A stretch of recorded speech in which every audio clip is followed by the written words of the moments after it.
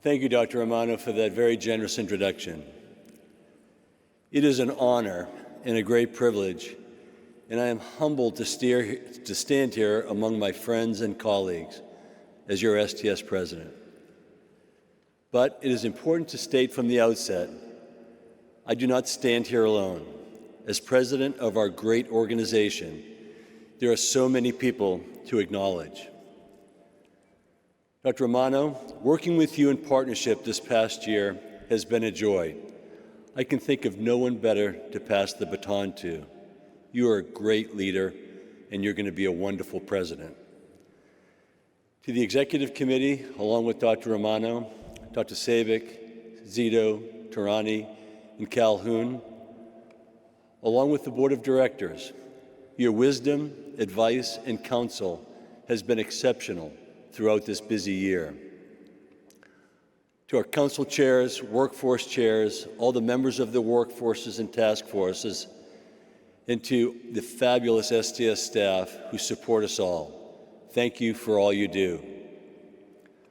I would specifically like to give a shout out to the workforce on the annual meeting, led by Dr. Karen Kim and the subspecialty leads. The entire workforce, and of course, the incredible STS education and meeting staff who have put together a fantastic meeting. I may be biased, but I think this is the best STS meeting ever. To Dr. Joe Chikwe, the editorial board, and the staff of the Annals, with your leadership, you have transformed our journal's reach and its impact. To all who have submitted abstracts, moderating sessions, and leading educational programs, we all benefit from your generous contributions, time, and service. And to our invited guest speakers, Mr. Tim Buckley, Professor Ilya Yemitz, Dr. Edward Barksdale, Captain Johnson, and Dr. Rochelle Walensky, we are truly honored to have such national and international luminaries as our guests. I would also like to thank our colleagues at EACS, ASCVTS, ESTS, AATS, and LACES. Working together with these great organizations, the world of cardiothoracic surgery is smaller and our collective global impact is greater. Thank you for all of our international guests who have made the trip to San Antonio this year for the meeting. I am very grateful for the professional collaborations and the personal friendships throughout the years. To Ms. Elaine Weiss, Mr. Bill Seward, Mr. Graham Rush, thank you for your true partnership between the surgeon leadership and the STS senior management team, and the incredible and amazing STS staff, many who work behind the scenes to make all this magic happen throughout the year. To you, thank you for your professionalism, enthusiasm, and friendship 24 hours a day, 7 days a week, year after year. My own personal and professional journey in surgery, there are so many people to whom I owe so much. You heard from Jenna that I come from a big family. Growing up the 7th of 13 children, there was never a dull moment. We had a great childhood. Over the years, our family of families has continued to expand. I'm so happy to have some of my relatives joining us today. Not all of them, of course, or we would have needed a bigger room. With us today are my oldest brother, Doug, who's a general surgeon at Maine Medical Center, my brother, Joe, who's a pilot for Delta and lives in Atlanta, my brother-in-law, Jerry MacGillivray, who's a neurosurgeon in Worcester, Massachusetts. Jerry has been like a brother to me since I was in junior high school. I'm very happy to have my cousin, Frank Morrissey, who made the trip from Boston, and I'm honored that previous STS Executive Director Rob Winbrandt is here today too. My parents, Doug and Dorothy, were members of the greatest generation. Both of my parents grew up during the Depression. My mother was one of 11 children, and she was a first-grade teacher in the Boston public school system. My father was a bomber pilot during World War II. After the war, he finished college and medical school, compliments of the GI Bill. My dad completed his residency first in internal medicine, followed by a residency in surgery. He was a busy general surgeon practicing on the North Shore of Boston. My parents impressed in all of us to value family, faith, education, hard work, and service. My father was my greatest role model for what I aspired to be as a doctor and a surgeon. On the day before match day, my father sent me a letter. He wrote, "The most important thing about being a doctor is taking great care of the patient. Being a doctor is not about being rich, doing great operations, or becoming famous. It's about honoring the sacred trust that that patient has placed in you to care for them. Always remember, you can't always make every diagnosis, and you can't always cure every disease, but you can always be nice to every patient, and that kindness is important medicine." I've tried to honor those words every day. After graduating from medical school, I did my residency in surgery and cardiothoracic surgery at Massachusetts General Hospital. It was an incredible place to train. The attendings were superb physicians and surgeons who set the bar very high. That being said, my fellow general surgery residents and CT residents easily met that bar and more. The MGH surgery residents were some of my greatest teachers.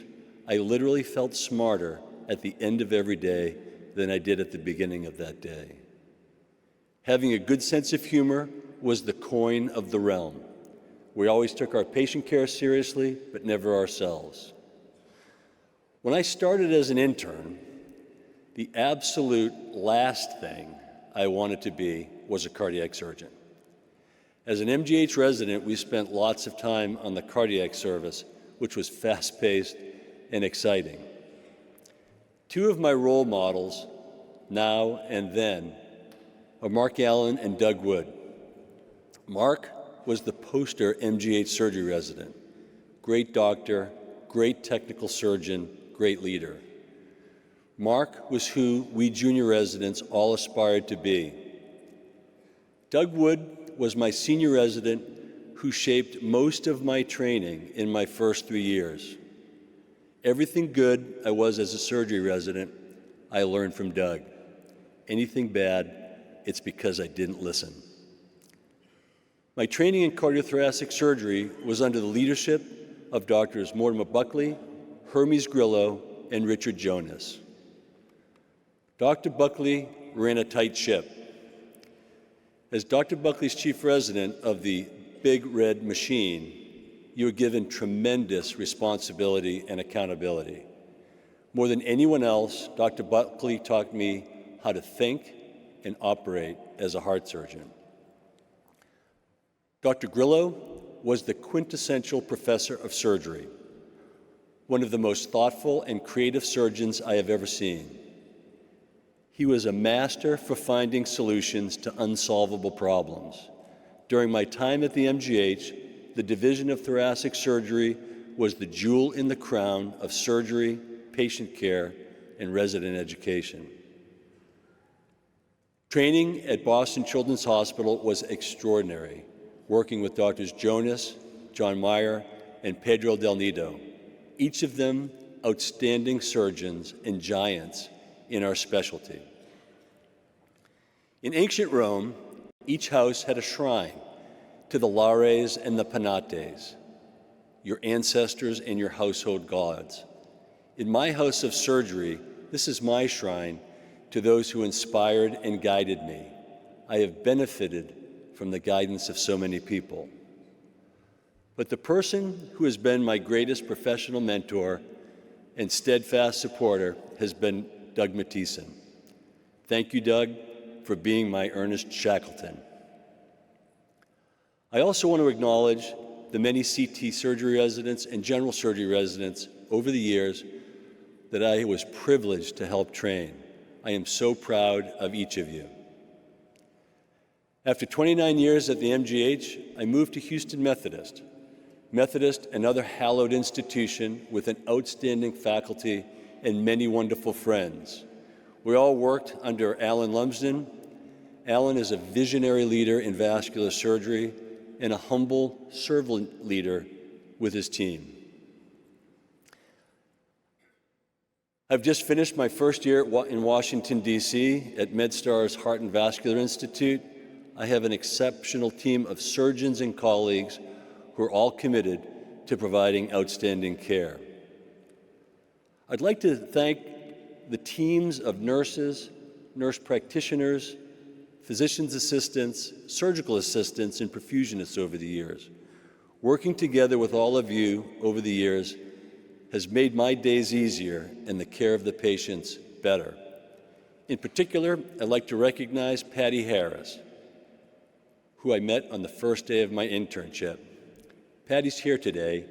Patty is a legendary MGH nurse who has been a loyal friend, patient advocate, consigliere for so many MGH surgery residents and staff over the last 35 years. And to Steph Ennis, who's not here today, my irreplaceable nurse practitioner at the MGH, I have never worked with a more gifted and compassionate caregiver as you. My heartfelt thanks to all of you. And finally, the two most important people in my life, my wife Leslie and my daughter Caroline. As you heard, I met Leslie in the ICU when we were both residents. Leslie is a very busy dermatologist specializing in laser and cosmetic dermatology. From the day we met, Leslie has been my best friend, my wisest, truest, and most trusted advisor, and the love of my life. Leslie, thank you for your unconditional love. The best thing that has ever happened to Leslie and me has been our daughter Caroline. Caroline, I am so proud of the person you are. Brilliant, hardworking, accomplished, but more importantly, you are kind, considerate, and generous to all. Always remember, be yourself and believe in yourself. Leslie and Caroline, thank you for your love and support. I love you.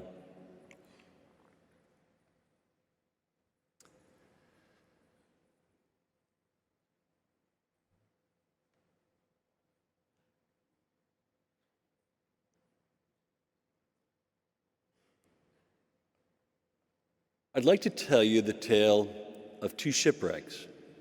Although these shipwrecks happened long ago, I believe there are valuable lessons that may apply to us as surgeons now.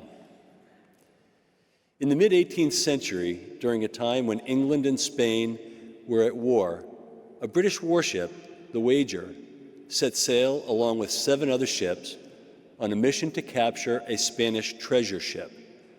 Launching from England, their plan was to sail around South America and ambush the treasure ship off of the coast of Chile. But while navigating the treacherous waters off of Cape Horn, the fleet was slammed by a hurricane. The Wager became separated from the other ships, and it crashed onto the rocks. The crew were frantic. Many drowned, and little more than half of them had made it ashore on this cold, windswept island that we now know as Wager Island. The leader of the Wager, Captain David Cheap, was a newly promoted captain. Many of the crew blamed him for the dismal predicament. Almost immediately, the crew fractionated into cliques, fighting each other for food and shelter, even resorting to murder. Despite the mayhem, Captain Cheap devised a plan. His plan was to salvage 3 of the lifeboats from their sunken ship and then sail them 350 miles north to a port in Chile, where they could then hijack a Spanish ship, rendezvous with the British fleet, and fulfill their original mission to capture the treasure ship. This plan was not met with great enthusiasm by the crew. The most resourceful member of the crew was William Bulkley, the wager's gunner. He was smart, strategic, and a natural leader, but he was also selfish, manipulative, and divisive. While he could have helped garner support for the captain and the captain's plan, Bulkley instead convinced the crew to mutiny. With over 80 other men, Bulkley commandeered 2 of the lifeboats and sailed for Brazil, over 3,000 miles away. The mutineers left behind Captain Cheap and 20 other loyal crew, presumably to starve and die on Wager Island. After 283 harrowing days at sea, Bulkley did end up reaching the shores of Brazil, but with only 29 survivors. Miraculously, Captain Cheap, with just 3 of his loyal crew, survived their journey to Chile and ultimately made it back to London. In total, only 3 of the original crew of 258 survived that ordeal. When the survivors made it back to England, they were court-martialed for mutiny and murder. The next story takes place in the early 20th century. Ernest Shackleton set his sights on being the first person to trek across the Antarctic continent. He posted an advertisement in the newspaper which read, "Men wanted for hazardous journey, small wages, bitter cold, long months of complete darkness, constant danger, safe return doubtful, honor and recognition in case of success." Of note, the lowest temperature ever recorded on the planet was in Antarctica at minus 129 degrees Fahrenheit. The average temperature is usually around minus 70 degrees. Nevertheless, 5,000 people responded to the ad. Shackleton carefully selected his crew of 28, chosen not only for their skills, but also for their disposition and character. He insisted on people with optimism and cheerfulness, who would be good teammates. On August 8, 1914, Shackleton and his crew set sail on the ship Endurance. 4 months later, just 1 day shy of their intended landing on the Antarctic continent, the Endurance became frozen in pack ice. For those of you unfamiliar with pack ice, these are miles-long sheets of thick ice that can form suddenly on the ocean's surface. Propelled by wind and currents, the pack ice can travel far and fast with anything frozen in it. For the crew of the Endurance, this was viewed as just a delay and not a disaster. They were well equipped with ample food, warm clothing, and the shelter of the ship. They just needed to wait for the ice to melt so they could continue on. They kept busy and in good spirits, training with their dogs and playing soccer on the ice. But after 9 months on the ice, disaster did strike. The Endurance was crushed by the shifting ice floes. The crew salvaged supplies and moved camp from the demolished ship onto the ice. Now their situation and mission had changed. They no longer had a ship. The ice floes were taking them further out to sea, and eventually that ice would melt while they were in the middle of the ocean. Shackleton became consumed with the safety and safe return of his crew back to England. Like the crew of the Wager, they were able to salvage 3 lifeboats, but that's where the similarity ends. After 6 months and having drifted 1,200 miles, suddenly the ice melted. The crew took to their lifeboats, hoping to row 100 miles to an abandoned port where shelter and rescue might be possible. But regardless of how strenuously they rowed, the currents carried their small boats further from their destination. As they drifted, they became dangerously low on food, and they were constantly harassed by killer whales. They changed course and landed on Elephant Island. While it was comforting to be on land for the first time in 18 months, Elephant Island was very much like Wager Island. It was desolate, it was an island of ice and rock, and there would be no chance of rescue from a passing ship. They fashioned shelter out of 2 of the lifeboats and conceived of a daring plan. With the 3rd lifeboat, Shackleton and 5 others would sail over 800 miles to an active whaling station on South George's Island, where they would hire a ship and return to Elephant Island to rescue the 22 men who had remained behind. Over 17 days, they sailed in a 20-foot boat, enduring gigantic waves, hurricane-force winds, and navigating by dead reckoning. The good news is they made it to South George's Island. The bad news is they landed on the opposite side of the island from the whaling station. 3 of the men were incapacitated by exhaustion. After providing adequate food and shelter for those weakened crewmates, Shackleton and 2 others took screws from their battered boat and they screwed them through the leather soles of their shoes, making makeshift crampons. After roping themselves together, they set out on a 30-mile trek in uncharted territory, scaling up and down 4,000-foot ice-faced glaciers using an axe to cut steps in the ice. Incredibly, after 36 hours with little rest, they made it to the whaling station. They acquired a boat to rescue the 3 other men on the other side of the island. Shackleton then obtained a ship, and on his 4th attempt, successfully navigated the dreaded ice floes to Elephant Island and rescued his remaining crew.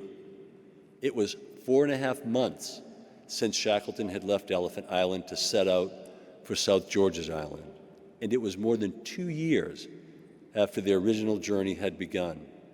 But everyone survived, and they all ultimately returned safely to England.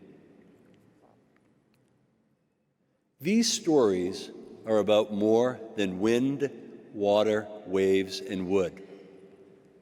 These are tales about leadership, followership, and esprit de corps, or ethos.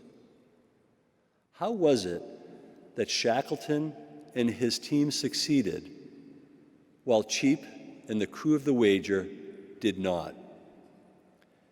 10 years ago, in his presidential address, Dr. Doug Wood discussed the virtues of different styles of leadership.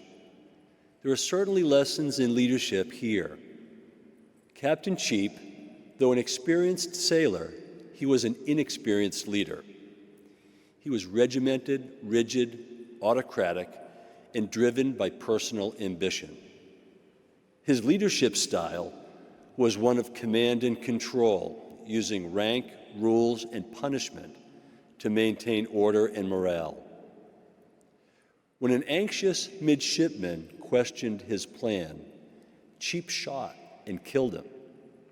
No surprise, Cheap's leadership style resulted in him losing the respect, trust, and confidence of his crew.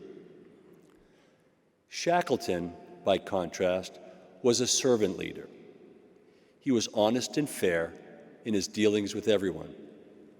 He was transparent and an excellent communicator. For important decisions, Shackleton consistently engaged his team and encouraged differing opinions. Rather than avoiding or confronting difficult crew members, Shackleton embraced them. He would move them into his tent or join them in daily tasks to encourage and motivate them. His eternal optimism, regardless of hardship, inspired confidence and hope in his crew, who responded with loyalty and trust. We celebrate excellent leaders like Shackleton, and we are critical of the Captain Chiefs. But are leaders all who matter? By focusing all of our attention on the leaders, do we lose sight of the critical importance of the followers and how they play in effective teams in successful organizations? In fact, 80% of an organization's success results from the contributions of its followers, whereas only 20% is from its leadership. What is followership? Followership once meant keeping your head down, being quiet, and doing what you are told. Researchers now recognize the emerging models of followership. According to Robert Kelly, a professor at Carnegie Mellon University, followership is a spectrum based on two behavioral continuums. One dimension measures the degree to which followers think critically and independently, and the other dimension is the level of engagement from passive to active. Based on this model, there are 5 styles of followership. Passive followers are exactly that. They are passive in their thinking and their engagement. They are motivated more by their leader than by themselves. Conformist yes people allow their leaders to do most of their thinking and acting for them, but they are very engaged and always on their leader's side. The alienated think independently, but they are generally negative. They do not contribute to the positive direction of the organization. The pragmatic exhibit a minimal level of independent thinking and engagement. They lack critical thinking, and they tend to wait and see where the situation is heading. They are motivated by maintaining the status quo. But exemplary followers, they think for themselves. They have positive energy, and they are actively engaged. They largely agree with the leader, but they are also willing to challenge their leader when needed. In the courageous follower model, Ira Chaleff describes how followers must have courage. Courage to support the leader, but also courage to constructively challenge the leader, and the courage to take a moral stand when warranted. The courageous follower must also embrace the responsibility for the common purpose and to participate in the needed transformation. Chaleff describes different followership styles based on levels of support and degree of challenge. The resource provides low level of support and a low degree of challenge. The individualist provides a low level of support but a high degree of challenge, frequently taking a contrarian view. The implementer provides a high level of support but a low degree of challenge, and the partners provide a high level of support and a high degree of challenge. The key differentiator between the individualist and the partner is not the difference in the level of support, but rather the intention behind the challenge. And this is where we can learn from Mark Devine, a retired commander of the United States Navy SEALs, when he describes the components of authentic communication in delivering a challenge. What you say is truthful. What you say adds value and is helpful to the conversation. And what you say is positive, coming from a place of respect and genuine concern for the other party and the organization. Exemplary followers and partner followers have a huge potential to influence upward and positively impact the success of an organization. They understand how to work together for a common purpose, even though they may have their own personal or professional goals. These effective followers are mindful that their interest must align rather than compete or conflict with the mission of the organization.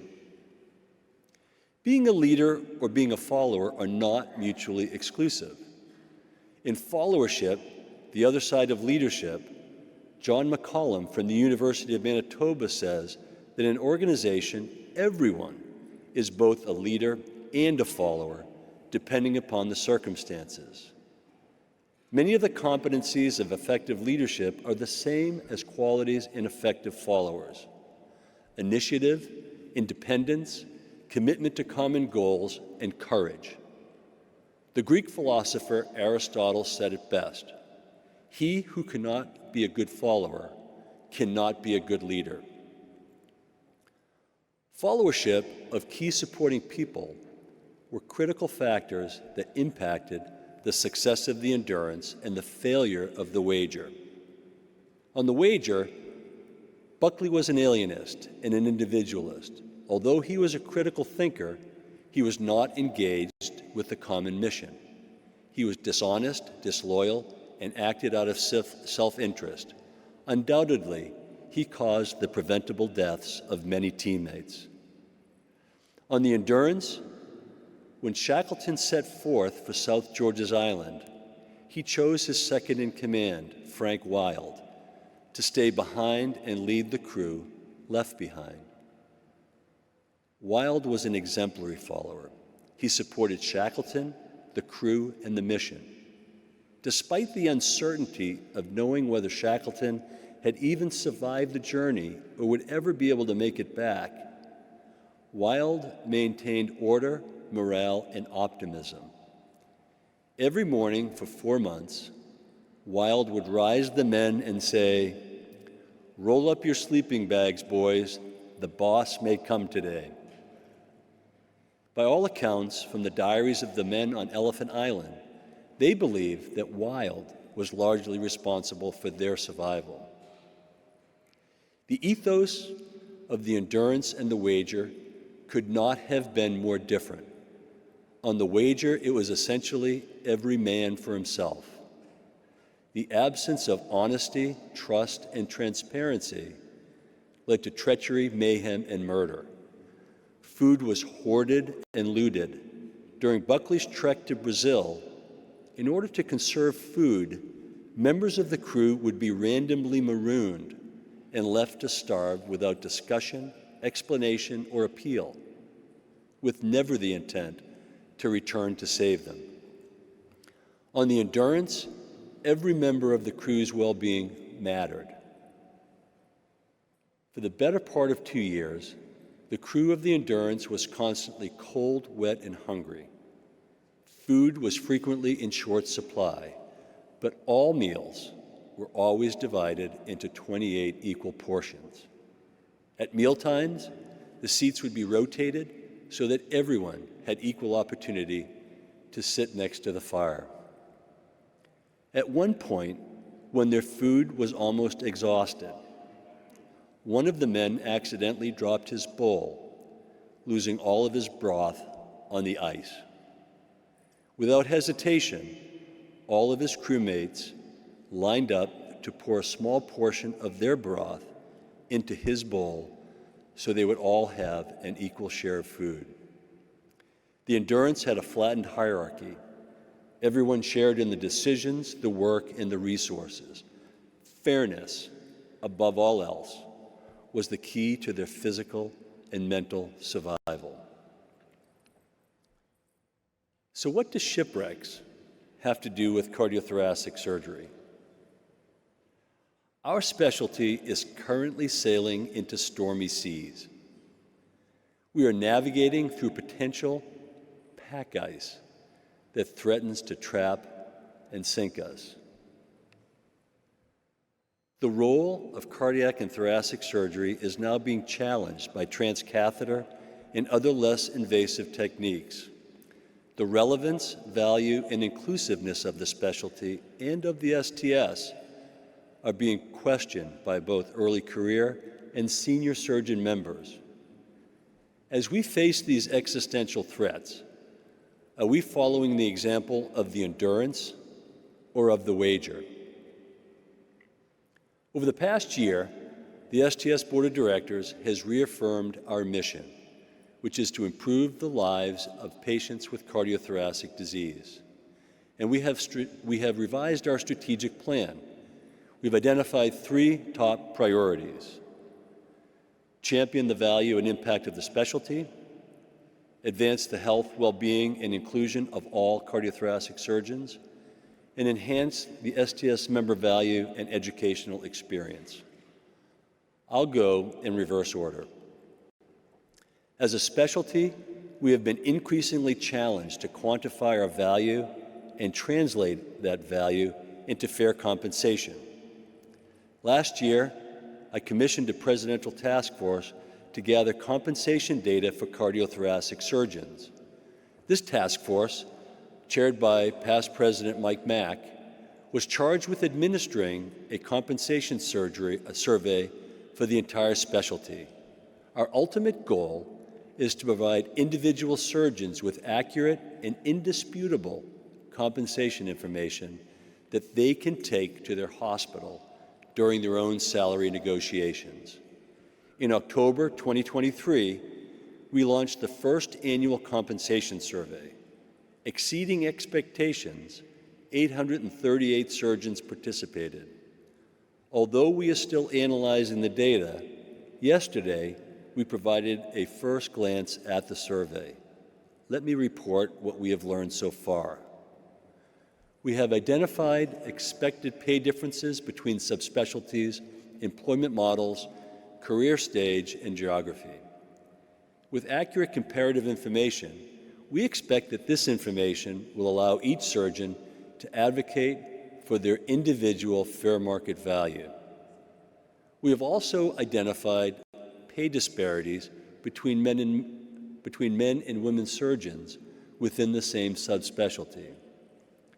Where there are identified inequities, we must all vociferously advocate for each other. Where there are inequities, it must be fixed. The STS continues to enhance member education from residency to retirement. Our annual meeting remains the showcase of our educational portfolio for the entire specialty, presenting late-breaking science, contemporary subspecialty content, and hands-on technical training.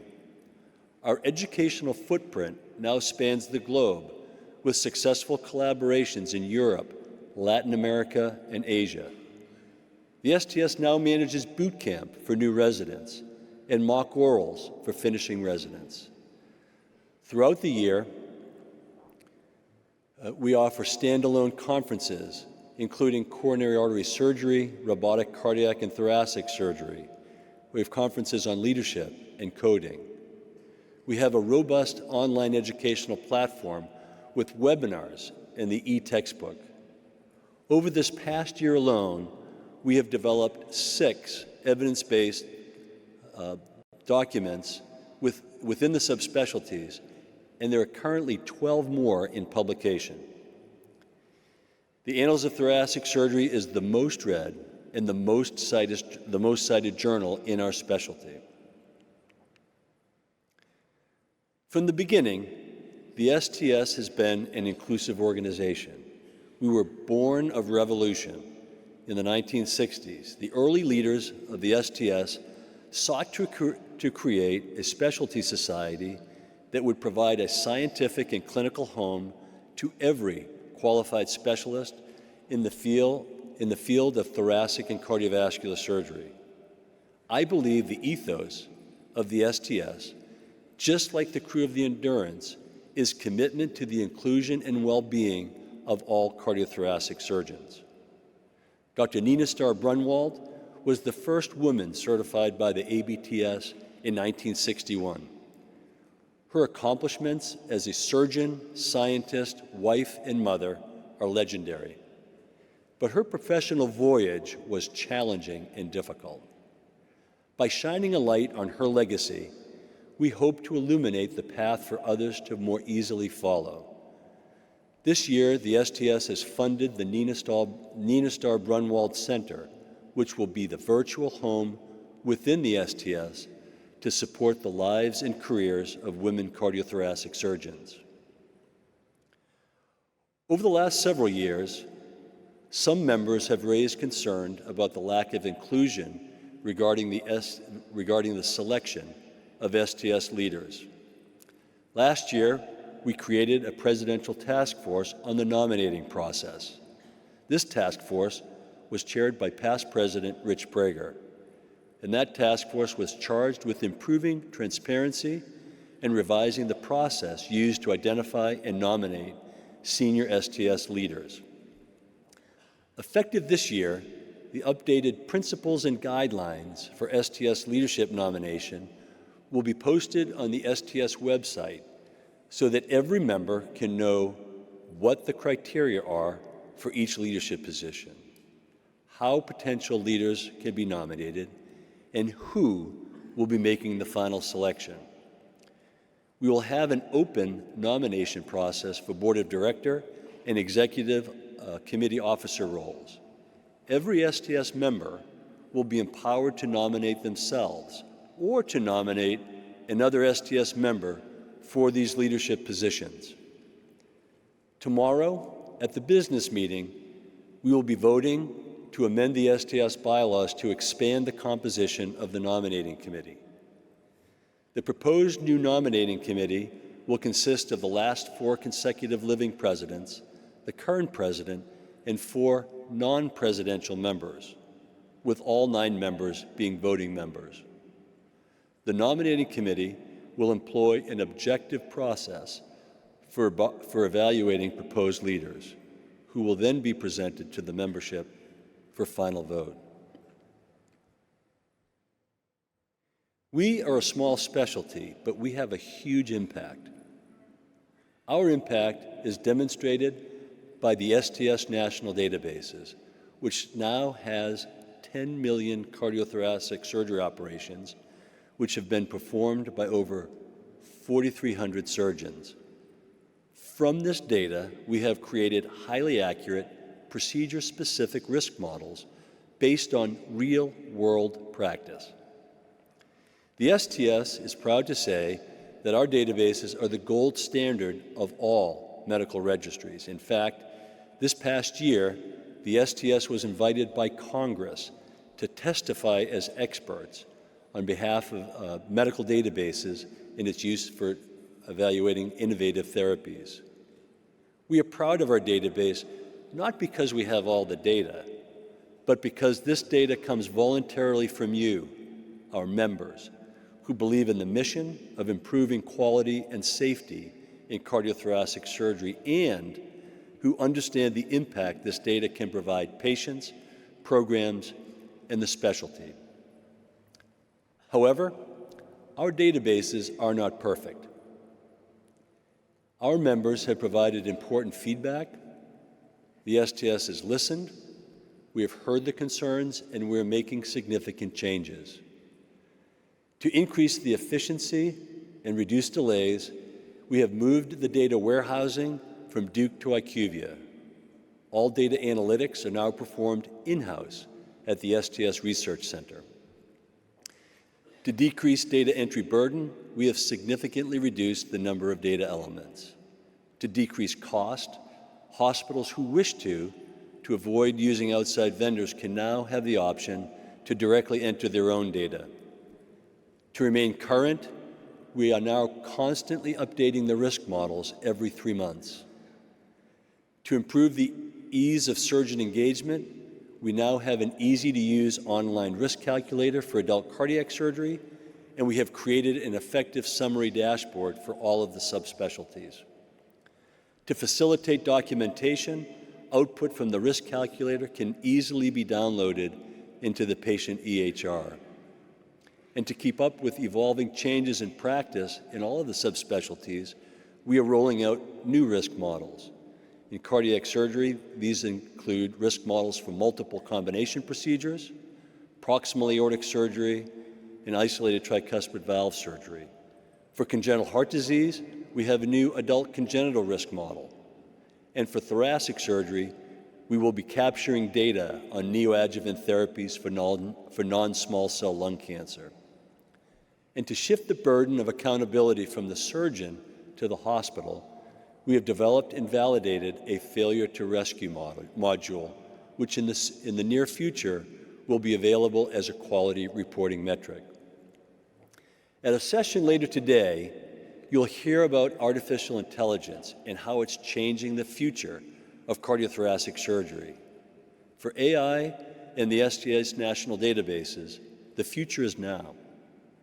Following several years of effort, the STS, along with data scientists from MIT, have developed AI and machine learning tools to facilitate the efficiency of data abstraction that will reduce the physical burden and cost, all while maintaining the high fidelity accuracy of the data. This tool has already been piloted at several programs in Boston, and we are currently performing a validation cohort in Connecticut this year. We anticipate that this AI support tool will be widely available to all members as soon as 2025. Focusing on 30-day outcomes has improved surgical safety for patients undergoing cardiothoracic surgery. But even when performed masterfully, surgery remains more invasive than other non-surgical therapies. Although important, 30-day outcomes are not the only metrics, or perhaps not even the most important metrics, to advocate for surgery. We know that we don't perform surgery just so patients can achieve good 30-day outcomes. We perform surgery for better long-term survival and better quality of life. Better compared to the natural history of the disease, as well as better compared to competing therapies. To demonstrate that, we need tools that can accurately measure and credibly report the comparative effectiveness of all competing therapies in real-world populations, not just 30 days, but at 1, 5, and 10-year time points.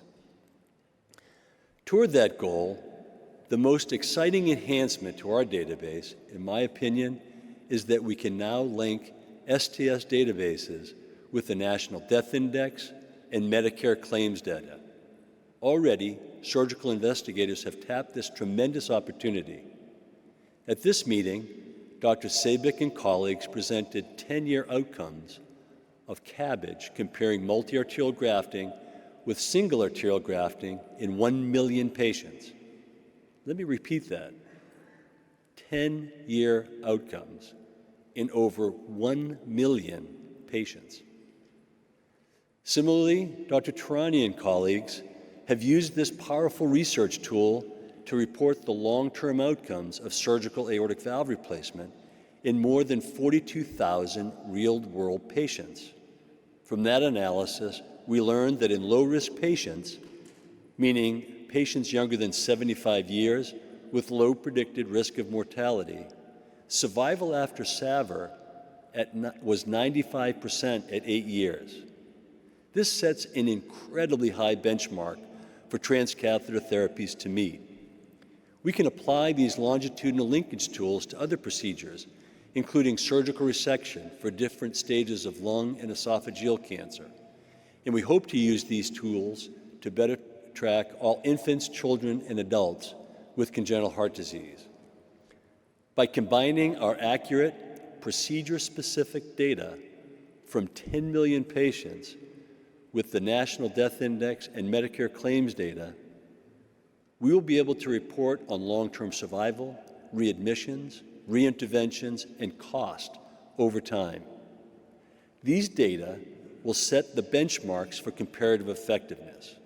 With these enhancements, the STS database will be the most comprehensive longitudinal instrument available anywhere for measuring quality and value in cardiothoracic disease management. Truly outstanding. The STS is an amazing organization, and we have had an extraordinary year. My gratitude and thanks to all of the members. You have been actively engaged. You've had the courage to respectfully challenge the organization, but to work with the STS to bring about positive change. Through your exemplary followership, you provided effective leadership. And above all, we maintained our ethos, recognizing that as a specialty, our continued success depends on every surgeon.